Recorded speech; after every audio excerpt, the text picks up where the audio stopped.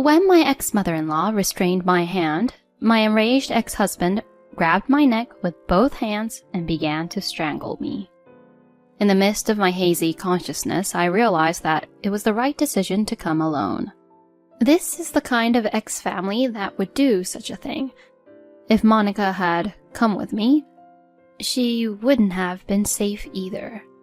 Really, it was the right decision to come alone. Just when I thought it was hopeless, the front door swung open forcefully. Everyone in the neighborhood, the eldest son of this household, is now pinning down a defenseless woman. He is choking her, and the mother is tightly gripping the vulnerable woman. She's helping her stupid son with his domestic violence. I'm Kate. It has been 1 year since I married my husband, Stuart. The reason we met was because we both registered with the same marriage consultation agency, and the staff introduced us to each other. To tell the truth, I was quite desperate to get married. I had a considerable fear of the approaching wall of 40. My college friend got married at a young age at 27, and a few years later, my last remaining single friend also got married at 31. I am an only child, so I don't have any siblings, and my extended family connections are also weak. Even my parents, if everything goes according to plan, will depart before me. I was so scared of loneliness, incredibly scared, until I met my husband. I participated in many free events for singles.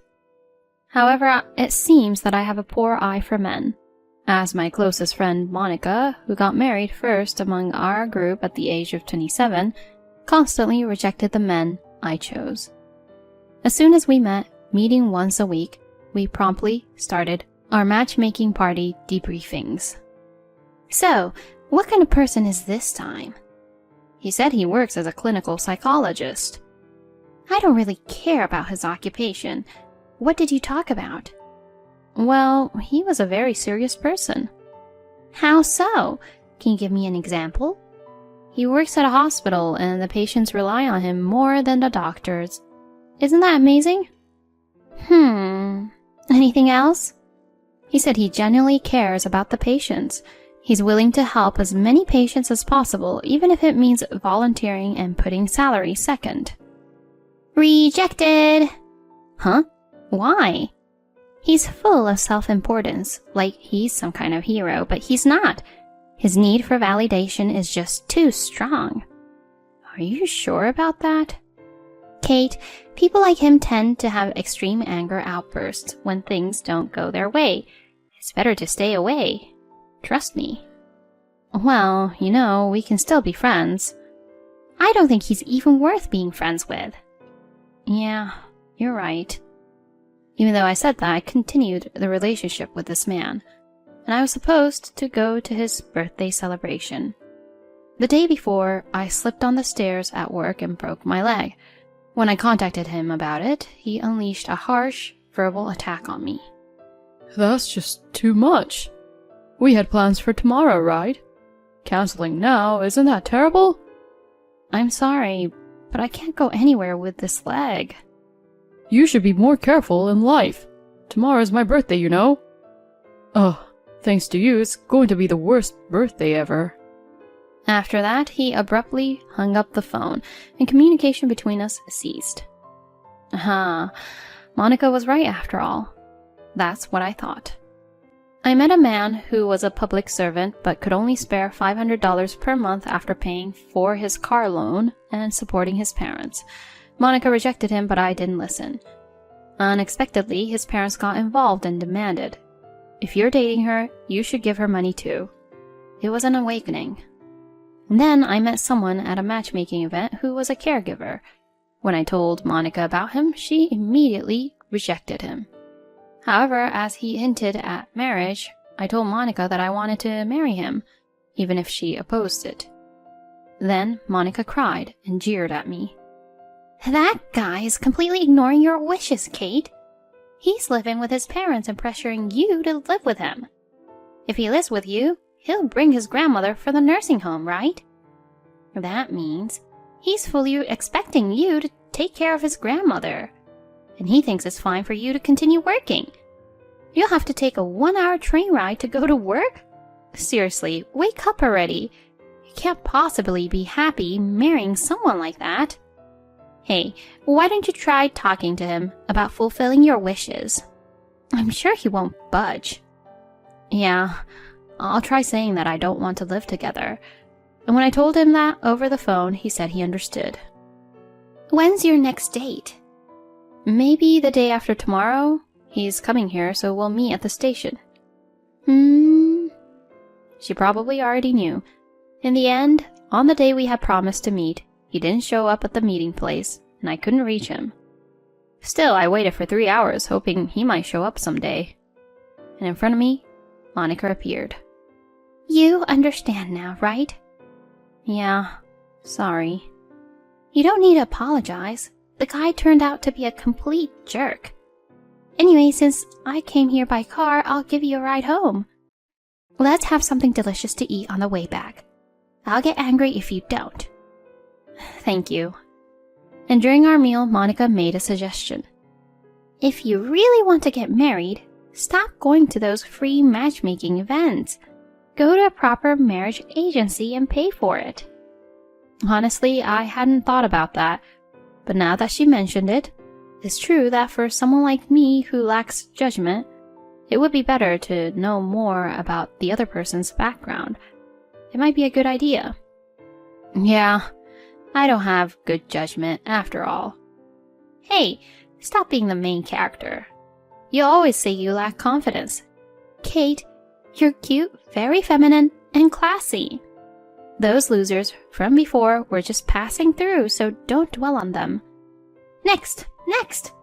If you think this guy is no good, it's okay to say, oh, he wasn't right for me. Don't think anything more about it. Kate, if you're worried, I'll go with you to listen to the explanation at the marriage agency. Really? Thank you. And so our visits to marriage agencies began, but right around that time, Monica's husband was transferred overseas. She moved overseas while worrying about me. I can't rely on others anymore. I have to carve out my own life. With that in mind, I joined a marriage agency, and within 3 months, I met my husband and got married. But it seems my judgment was still lacking. Initially, we had promised not to live with our in-laws, but now we are living together. It started when my father-in-law fell ill, and at first, they wanted me to help with his daily needs. But somehow I was persuaded, and we ended up living together. I appealed to my husband multiple times, but he simply brushed it off, saying, I'm the eldest son, and didn't make any effort to change the situation. Moreover, I suspect my father-in-law's illness wasn't genuine. As soon as we started living together, his health miraculously improved. And even though I have a job, the household chores at my in-laws' place are assigned to me as if I were a full-time housewife. Furthermore, my mother-in-law doesn't approve of the way I handle things and always nitpicks, making me do things over. This kind of life has been going on for about 4 months. I was exhausted, both physically and mentally. I consulted my parents about this, but they had traditional views and told me to serve my in-laws since I'm their daughter-in-law. The root cause of all this was my lack of judgment, and it was all because I rushed into marriage. I'm well aware of all that, but I had reached my limit. Although it had only been a short time since we got married, thoughts of divorce were already crossing my mind. In this life, there are my father-in-law, mother-in-law, and husband, but I feel lonely. I got married out of fear of loneliness, but being alone might be better than this. In the midst of all this, another unfortunate event struck me.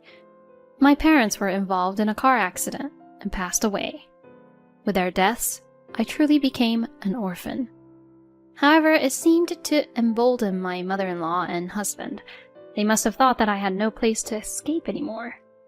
I was subjected to even more demanding labor than before. In truth, I want a divorce. But if I get divorced, I'll truly be all alone. I think this was the most cornered I have ever felt in my life. However, my family didn't attend my parents' funeral. Originally, there were no relatives to attend my parents' funeral except for me, the heir. It was a deeply lonely farewell, but there was one person who attended the funeral, just one person. It was Monica, who immediately boarded a plane after hearing the news. When she saw me, her eyes were red, and without a word she embraced me tightly. At that moment, everything I had been holding back overflowed, and I cried out loudly. She stayed silent and stayed by my side until the end. Monica, thank you so much today. Yeah, I have to go back. What? I'm not letting you go. I already booked a hotel, so come with me. I followed her to the hotel as she told me to. Just so you know, Kate, you're not alone. If anything happens, I'll definitely help you. Speak your mind freely. Those words gave me courage. I want a divorce. I understand. Well, let's plan it out. If you're going to have a discussion, I'll be there too.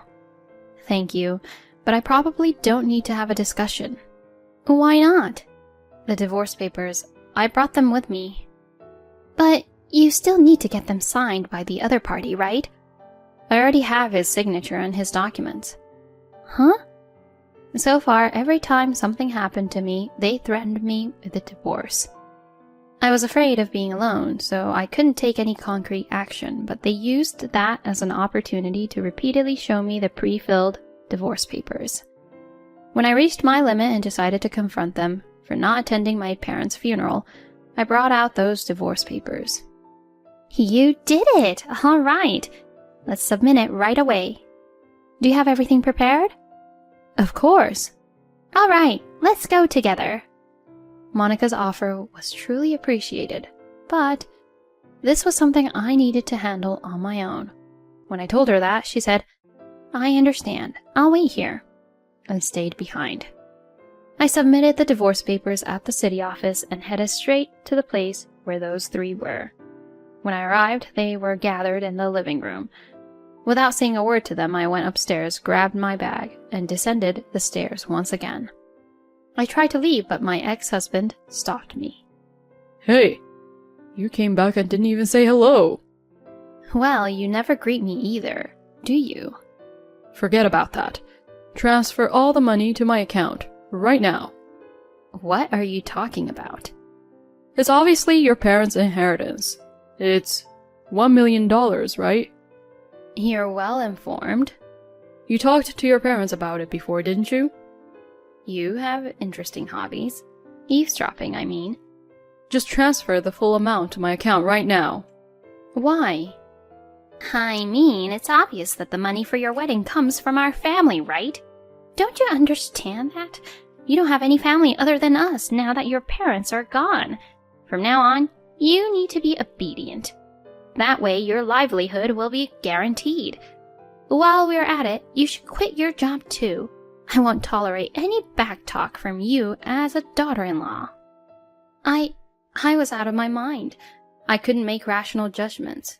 I wanted to get married because I was scared of being alone, but rushing into it was never a good idea, right? What's with you? Going on about yourself. Well, maybe you're right. I realized it. Even if I live with the four of you, I still feel lonely.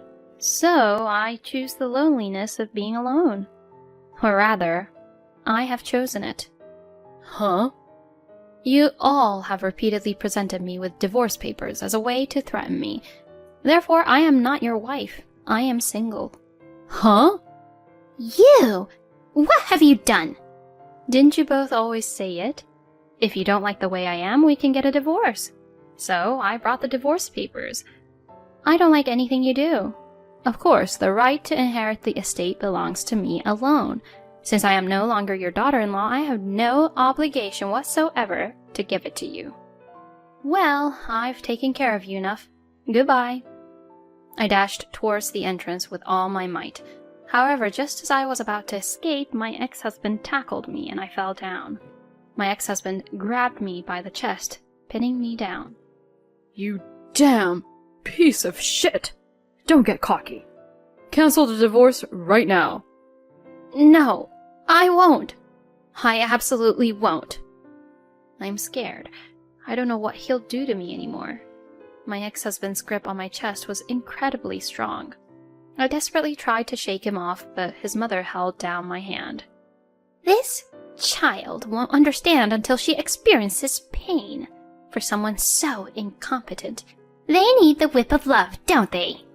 While his mother held my hand, my enraged ex-husband grabbed my throat with both hands and began to strangle me. As my consciousness began to fade, I thought that it was the right decision to come alone. This was the kind of family that would do such things. If Monica had come with me, she would have been safe too, right? Seriously, it was the right decision to come alone. Just when I thought it was over, the front door swung open forcefully. Everyone in the neighborhood, the eldest son of this household is now pinning down a defenseless woman. He is choking her, and the mother is complicit in her foolish son's domestic violence, starting with mistreating the vulnerable women. I was startled the moment Monica's loud voice resounded. My ex-husband released his grip on my neck. Coughing, I looked at Monica and noticed that she had a megaphone, seemingly acquired from somewhere, and she held it to her mouth, raising her voice loudly. And in her other hand, she held a smartphone. Monica's voice reached the neighboring houses, and one by one the residents peeked out from their homes. My ex-husband remained stunned, still pinning me. Then Monica swiftly approached my ex-husband and ex-mother-in-law wearing shoes indoors. With lightning speed, she kicked my ex-husband's face forcefully, sending him flying. How long are you going to keep up with this act? You damn domestic violence scumbag! Hey, you old hag, you're just as guilty too! Monica delivered a powerful blow to my ex-mother-in-law. Hey, you statue over there. What the hell are you doing? Your stupid wife and your stupid son are doing a hell of a job. I'll put an end to it, you pathetic old fool. I'll make sure you pay proper compensation. We'll take you down. This is violence. Oh, really? Fine, let's battle it out in court then. Regardless of how the justice system decides, I haven't done anything wrong. I'll decide for myself what's right or wrong. It's all up to me, you imbecile. I have solid evidence of your violence on my smartphone. So let's see how the justice system judges. Oh, but before that, if Katie files a complaint, it'll be a slam dunk. Ah, that would be delightful. What will you do, Kate? Fine. I'll pay the compensation properly. Is that good enough for you? I'll even agree to the divorce. So please, don't file a complaint. Then it's $60,000. You have nothing to do with this. Just stay quiet. Kate's marriage period is 1 year. Monthly $5,000 for enduring it. So that's $60,000. Hold on. Are you even listening to me? Huh? Who's not listening? You mean yourself? You're not even human. It's ridiculous. Those who harm those in weaker positions than themselves shouldn't call themselves human. Well then, let's submit the complaint and the videos from this smartphone to the police. Fine, I get it. I'll pay, so please stop. I'll make the payment properly. Give me the cash right now. I can't come up with that much money immediately. The dress is in the old man's safe, isn't it? Are you still trying to escape at this point? Everyone in the neighborhood, this domestic violence scumbag. All right, I'll get it. Reluctantly, my ex-husband handed over the cash to me. And then Monica and I left the house. I'm sorry, I was told to wait, but I couldn't wait. And don't apologize. If you, Monica, hadn't come, I would have been confined in that house. Are you going to file a complaint? No, I got the $60,000. Let's settle it like this. I see. Well, it worked out well with the bluff, didn't it? Huh? Actually, I couldn't record the video. When we arrived at the house, I heard a loud noise. I was too preoccupied with that. Oh, really? Hey, where did you get that megaphone? It's from the dollar store. I thought I'd shout with it. Thank you. Really? Hey, How about you take some time off and come over here? Should I come and visit? Let's go out and have some fun like old times. And so I took 2 weeks of paid leave, completed the necessary procedures for my parents' affairs, and headed to Monica's new place. By that time, there was a huge commotion at the ex-in-law's house. The neighbors reported the incident, and 7 police officers rushed to the scene. It turned into quite a stir. And there was also the boss of my ex-husband, whose house was next to the ex-in-laws. Naturally, the boss also heard about the domestic violence incident and the divorce. I heard that my ex-husband was transferred at work to a rural area. Unable to withstand the cold and indifferent atmosphere of the neighbors, my ex-in-laws became reclusive, rarely leaving their house. When my ex-husband called and said he wanted to start over, he rambled on about things I didn't even ask, without me saying a word. I hung up the phone without saying anything, even though there was an atmosphere of, "Oh, poor me," coming from him. It's been 5 years since then, and I don't know what happened to my ex-family. Although I went through a scary experience, my current environment is very fulfilling. It's because I have already remarried. During those 2 weeks of paid leave, I was introduced to a man by Monica, and we got married 3 years ago. Currently, we are living overseas, and now 3 months have passed since I became pregnant, albeit a little late. I'm incredibly happy that I finally met a wonderful man. Monica's husband's overseas assignment has ended, and they are now living in America, but we stay in frequent contact. It seems that I didn't have a good eye for men, but I certainly had a good eye for friends. From now on, I plan to cherish my family and friends and continue walking through life. It's wonderful that you were able to meet your beloved person. If the ending is good, does that mean everything is good? Well, who knows? From now on, may you spend your days in happiness. Thank you for watching until the end. If you enjoyed it, please consider subscribing to the channel. See you in the next video.